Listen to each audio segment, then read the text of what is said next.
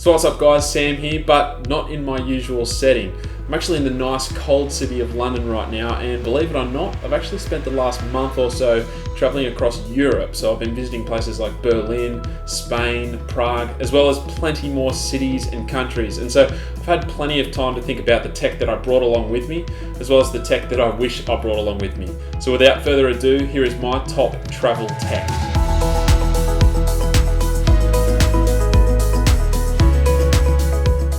So kicking off the list today is headphones and accessories. So regardless of where you're traveling to, grabbing an inexpensive pair of headphones gives you a great compact way of listening to anything whilst you travel.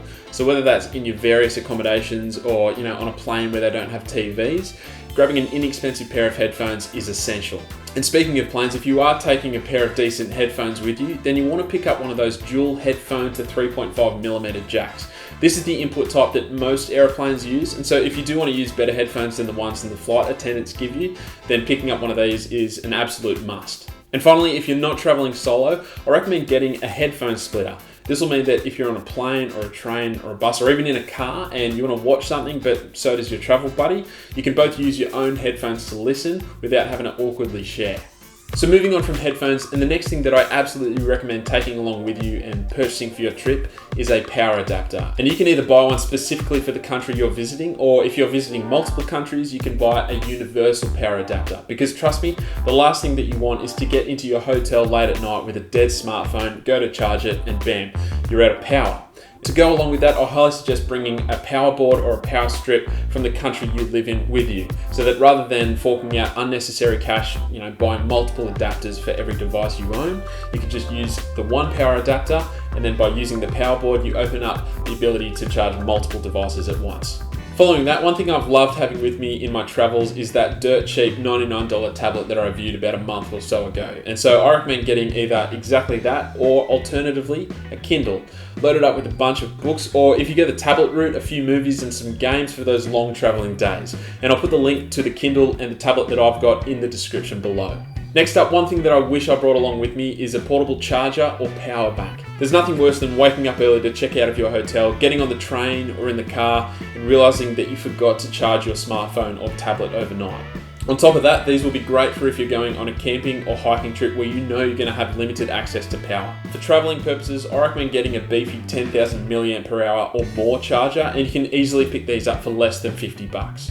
To go along with that, I reckon picking up one of those retractable Army knife USB cable adapters is a must. Not only are these a neat and tidy way of storing all your cables, but because they come with many different connectors for all different devices, you can also be that hero in time of need, because if someone needs a specific charging cable, you've probably got them covered.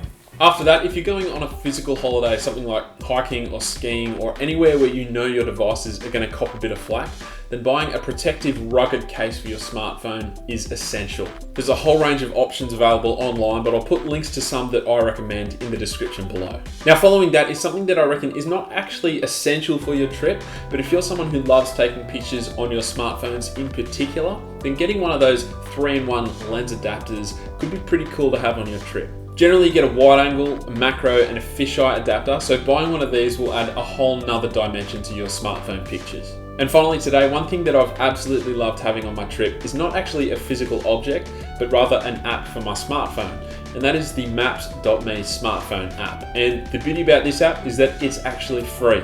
If you're planning to do a whole heap of exploring and walking around on your trip, or even if you're hiring a car and going road tripping, this app allows you to have offline access to maps all over the world and allows you to search for places of interest and street addresses when you're not connected to the internet. All you have to do is download the maps you need access to before leaving for your trip, or even just when you're on a Wi-Fi connection, and then you have access to them wherever you are across the globe.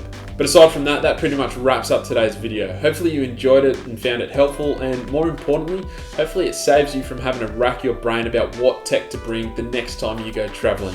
But thanks heaps for watching, and I'll catch you guys later.